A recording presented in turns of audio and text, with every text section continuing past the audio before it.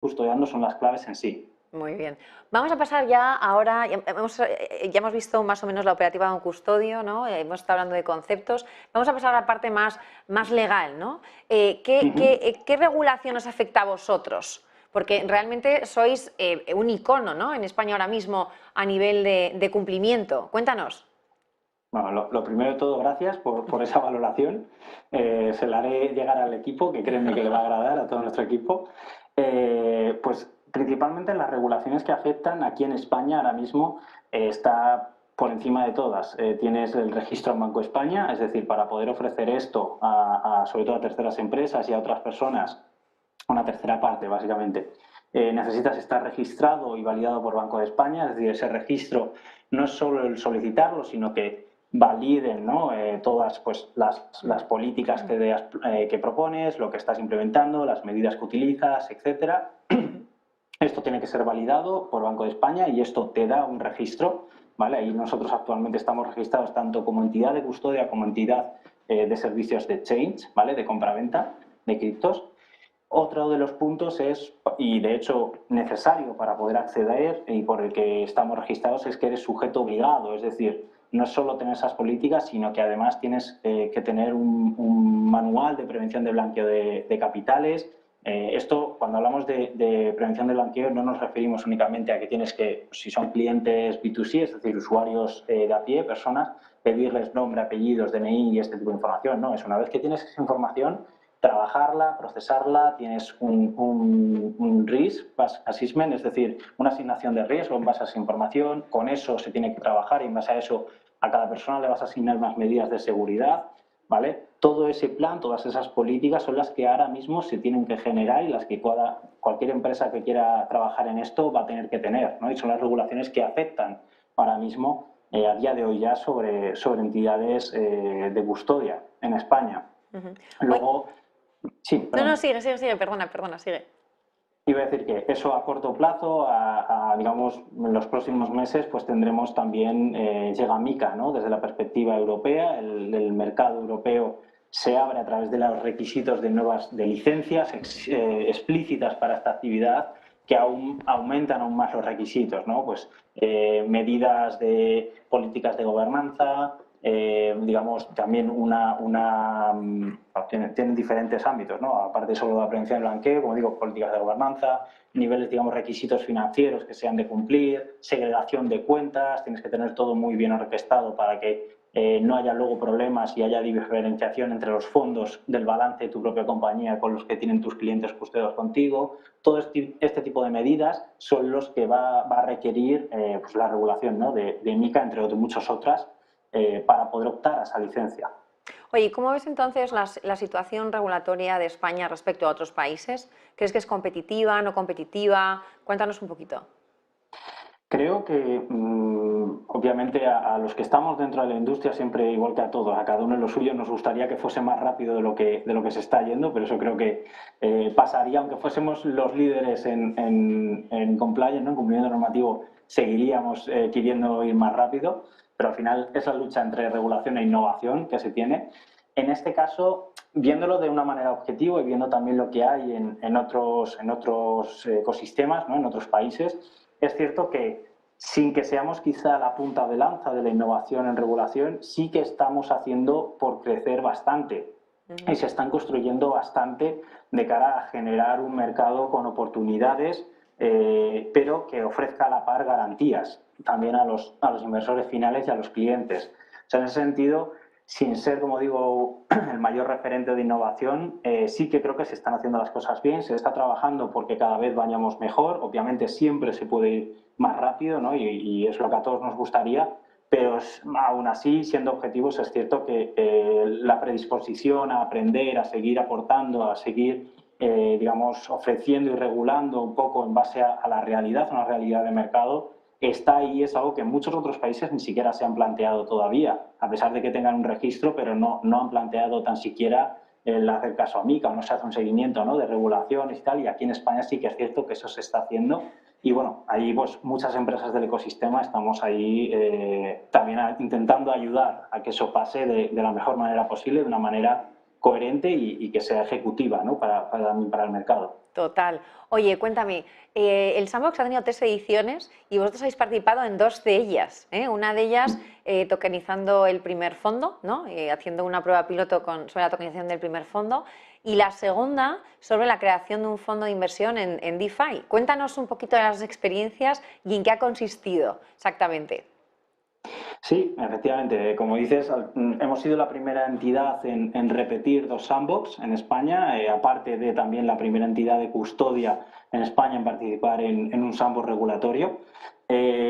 El primer sandbox, que como dices, que es el del fondo tokenizado, ahí trabajamos bueno, pues con 2 grandes players de la industria, como son Renta 4 y Allfunds, blockchain.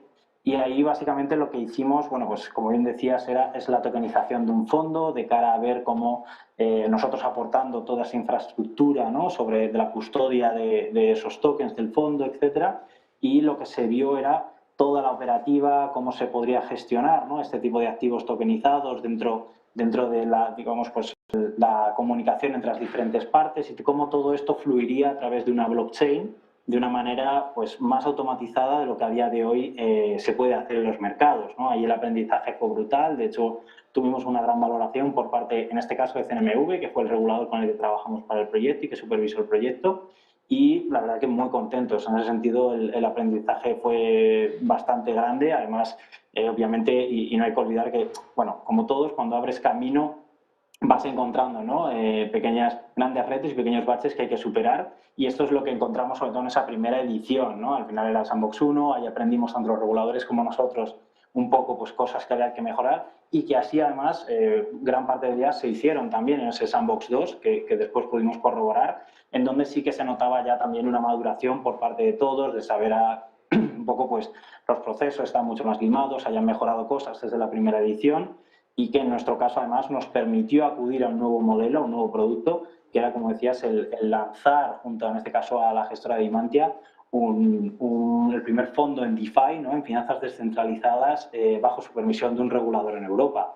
Ahí, pues, obviamente, desde el aprendizaje de cómo se gestiona un fondo, que encima tuvimos buenos resultados y de hecho estamos terminando ahora mismo ese proyecto. Se va a presentar ahora la documentación y demás para la valoración final, pero la verdad es que ha sido yo creo que muy positivo el aprendizaje de cómo influye además en un momento bajista del mercado, ¿no? Cómo se pueden gestionar, cómo estos fondos funcionan, cómo estos fondos pueden tener y generar rentabilidad a pesar de que sea negativo, y obviamente el aprendizaje también de cómo gestionarlo, ¿no? De la operativa, cómo se ha de llevar esta operativa, cómo esto casa con las políticas de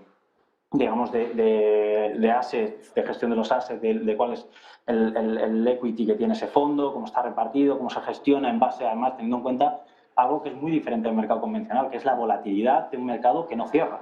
No nos olvidemos eso, ¿no? Ahí la verdad es que los aprendizajes han sido mayúsculos, ha sido increíble y la verdad que ha sido una gran experiencia y, oye, además, encima por un buen objetivo, que es el de, bueno, pues ayudar a los reguladores a entender cómo funciona esto de cara a que puedan también trabajar las leyes para bueno, pues dar cabida a todo esto, ¿no? en la regulación. Y entonces, por ejemplo, en la segunda edición, ese fondo de inversión en DeFi que habéis creado, ¿está operativo? O sea, ¿ya está operativo? Sí, o sea, ahora mismo ese fondo está operativo. Sí que ha estado operativo, obviamente, con una whitelist acotada de inversores privados que teníamos, digamos, cerrada, ¿vale? Pero efectivamente, ahí sí que era un fondo abierto y ha estado en funcionamiento real y obviamente controlado y bajo la supervisión del regulador en todo momento y cumpliendo unos mínimos, pero sí, ahí efectivamente ha sido un fondo real en funcionamiento, con protocolos reales de mercado, protocolos descentralizados. Muy bien, pues enhorabuena y creo que dentro de poco igual os tenemos en otra edición, ¿no? Haciendo algún otro piloto, ¿eh? Ahí de manera... Es posible, es posible. Es posible, bueno, pues ya nos irás contando. Vamos a pasar a otra parte, dejamos la parte regulatoria. Me gustaría saber qué tipo de clientes tenéis. ¿A quién os dirigís vosotros? ¿Más a empresas? Si es a empresas, ¿qué tipo de compañías? O si es al B2C, ¿no? Aquellos inversores privados que tienen sus inversiones en criptoactivos. Cuéntanos un poquito. Sí, para nosotros el mercado claramente es modelo institucional o de entidades, ¿vale? Principalmente institucional y corporate. A nivel de hecho, ofrecemos lo que solemos llamar el B2B2C, es decir, como decía al principio, nosotros permitimos a otras entidades, que son las que son nuestros clientes, ofrecer a sus usuarios o clientes finales los servicios y la posibilidad de compra-venta, custodia, tener wallet cripto, gestionar sus tokens, ¿no?, de manera segura con nosotros, pero para nosotros el cliente son entidades principalmente. Ahí hablamos, puede que quizá lo que más veamos ahora mismo, ¿no?, pues son bancos o fintechs, pero sin duda también estamos trabajando en otras industrias, no solo en el ámbito de la banca y las finanzas, que quizás es lo que más se ve, ¿no? El caso, por ejemplo, los dos casos del Sandbox que venimos a hablar, es como los primeros mercados que han tenido apetito por esto, pero ahí estamos también ahora mismo trabajando en otras industrias, pues como puede ser la del entretenimiento, energéticas, real estate, hay una otra amplia gama, ¿no? Siempre decimos que bueno, podemos trabajar con prácticamente cualquier compañía de cualquier industria, siempre que esté trabajando o quiera trabajar en el ámbito de los activos digitales. Oye, ¿y en qué punto os encontráis como compañía ahora mismo? ¿Y qué retos tenéis de cara al año que viene? Bueno, pues ahora mismo, y este viene un poco dado, ¿no?, por el contexto, un reto obviamente este año 2022 que estamos terminando ha sido el de asentarnos como entidad, en este caso en nuestro mercado, en España. Ha ido anexado algo que no preveíamos, ¿no?, o al menos de la manera en que ha sucedido, que era esa caída por los casos además, ¿no?, que han sucedido de, bueno, pues Terra, Celsius, más recientemente FTX, que también han generado, digamos, más turbulencias de las que quizá podríamos todos haber sospechado que iban a ocurrir.